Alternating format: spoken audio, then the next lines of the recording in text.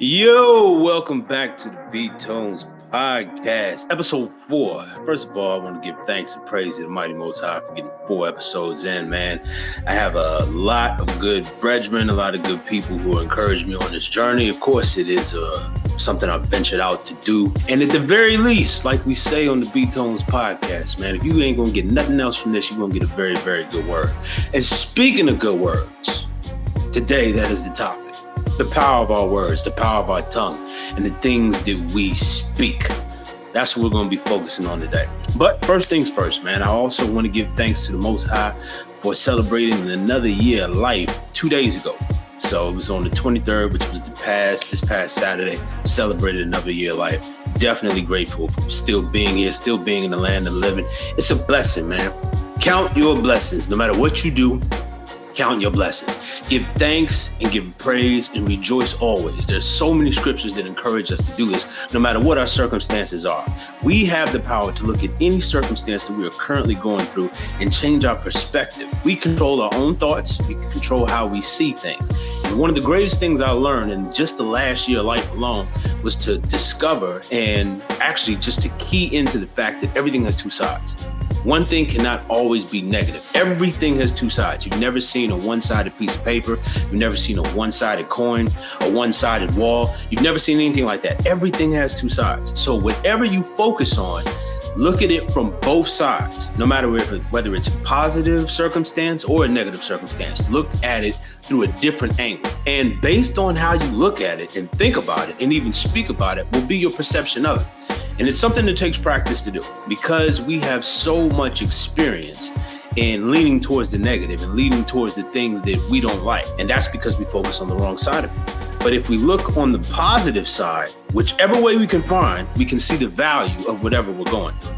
And I know that's been a tremendous lesson. And I've been trying to, just to spread that or speak about that in whatever way, shape, or form that I can. Today's topic is going to be the power of our words. The words that we speak. And not only the words that we speak to other people, but more importantly, the words we speak to ourselves. How many times have you been in the privacy of your own mind and you have spoken words of negativity, words of doubt, words of discouragement, words of condemnation, words that you wouldn't even allow somebody else to speak to you in real life without, throwing down. Some words like that, we speak over ourselves so naturally. And the thing is, it's become so, sometimes we get so accustomed to it that we don't even realize we're doing it. Like it'll be in our subconscious. It's like, man, I can't accomplish that. I can't do that. I don't think I'm ever be able to do this. Or even worse yet, if we mess up, if we slip or fall, if we sin or if we transgress, something like that, how often do we tell ourselves, man, I ain't never going to get over this. I'm just this. I'm just a piece of this. Like we're not verbalized. We're not saying these things, but we're thinking these things to ourselves, like these words. And they have such an incredible impact because what they do is they limit and they stall our progress and our potential to get up out of the situations that we're in, to really embrace change and to do what's better for us. It just looks like barriers that we put in place. So when we do things like that, it really has an impact. And one thing for certain that I definitely want to get across today is you must be intentional about the words you speak and about the thoughts that you think. You got to be intentional. You got to check your own thoughts. You need to mind yourself. Review and analyze the thoughts that are coming into your mind, especially in adverse circumstances or in different types of engagements or encounters to where they're not favorable or what you desire. Really focus in at those moments on how you think about the situation and how it reflects upon how you're going to react and how you're going to respond. And most importantly, how it makes you feel. Like you gotta focus on that. And when you do that and then make the decision, by making the decision, what I've come to find out that deciding means to cut off any other option. You can choose, but when you choose, you still have options. But when you decide, deciding means to cut off everything else. You're going in that direction. And that's what you got to do in these situations. You have to decide what type of outlook and what type of aspect you're going to focus on. In the midst of, seemingly great impossibilities, in the midst of things that are going wrong in your life that you can't control. You got to speak power to them. One thing I always used to think was corny. I'm gonna be honest with you. I really did. I was like, man, it's so weird, was affirmations. Affirmations. I just think, people say, I am this, I am that. And in sight or in that present moment, they were not what they were proclaiming. But what I failed to understand that I learned a little bit later in life is that these people, whoever practices affirmations, whoever believes wholeheartedly in the words that they're saying, they are practicing flexing their faith muscles. They're strengthening their faith muscles, should I say. It takes work. Just like the body, when I think about when I go to work out, it takes several days. Like, I don't even know how many days it takes for you to actually see change. But the more often you continue to do it, lo and behold, one day you look in the mirror and you're like, oh, all right. When that happens, then you realize that the work you've been putting in for so long is paying off. The same thing applies in words that you speak over yourself, the affirmations that you use, and the positivity that comes from it. You just see it one day, like you begin to look at situations a lot differently. And the word says, as a man thinketh in his heart, so is he. When we have scriptures like that, in addition to death and life are in the power of the tongue, there's also other scriptures to where, I believe in Job, the Most High told Job, he's like, I will establish the fruit of your lips. And when he says that, it's really bringing out the fact that whatever you speak, that's what I'm going to establish. The reason why that is so powerful is because of the fact that when we learn about Yah in the beginning of the word, we find out that he is creative. That's the first thing he tells us about himself. And then we learn the method in which he takes to create, which is by speaking. So his words are powerful. And what made tremendous amount of sense to me, not initially, but as I began to ponder and think about it and meditate on this, is that if I'm created in his image, then I should retain a lot of those same attributes that he has, which is the reason why we have scriptural support that dictate the words we use, how they can either be positive or negative and have such an impact.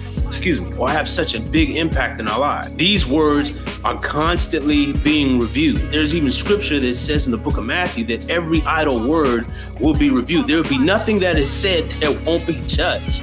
Think about how many idle times you just said randomly some negative nonsense about yourself or about somebody else. All those words are being written down and tracked. So that's why it's so important for us to be intentional. I want to pronounce blessings, not just over myself, but to everybody I encounter. I'm gonna always have a good word, or always a word of positivity, because one thing you never ever know is what people are going through in their private lives. You can never tell what somebody else is dealing with just based on meeting them, one-on-one or having a conversation. So it's always good to be cognizant that even if you yourself are not going through the greatest of times, it is important that you speak positivity and life to whomever you come in contact with. Because if you do that, then that's naturally going to come back to you. You have to speak what you want to become. You have to speak to get into the circumstance that you want to get into. You cannot speak doubtfully or irrationally or negatively about anything, because when you do, you will have these problems. In the book of Proverbs, chapter 12, verse 14, it says, a man shall be satisfied by the good fruit of his mouth. Meaning whatever you speak, whatever good words you speak, you should be satisfied thereof. Now that's a biblical promise. So this is like just a small key to let you know it is imperative that you start speaking positively about yourself, about your situation, because the word says you shall be satisfied by the fruit of your mouth. I've heard other scriptures in Proverbs like chapter 15, verse 1, which says a soft answer turneth away wrath, but grievous words stir up anger. I cannot tell you how many situations I've been in where people have been frustrated or have been upset at certain things that are happening either with me or with themselves. And I just come with a soft, soothing words, or do not match the same type of energy that I'm getting. And it turns away the word like, this is real.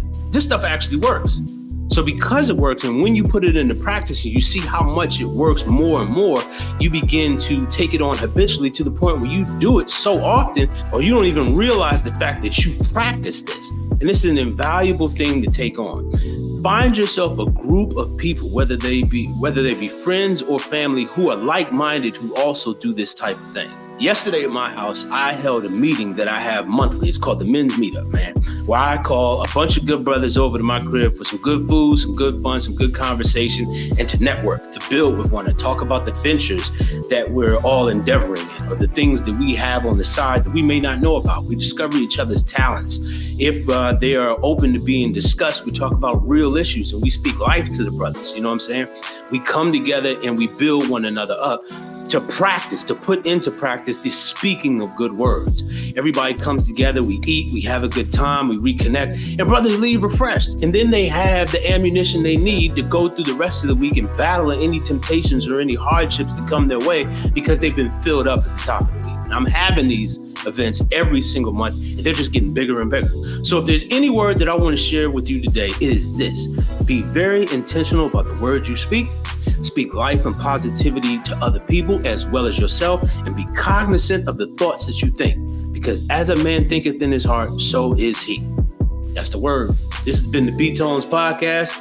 You'll check us again coming next week. I'm going to have two of my good brothers on here. We're going to be talking about health, especially or specifically about men's health. It's going to be a riveting discussion, and I hope you all enjoy. If you like this type of content, go ahead and like and subscribe. You're going to be getting more information about my life and times, my experience as a voiceover artist, as a minister, trying to be a good citizen in the kingdom.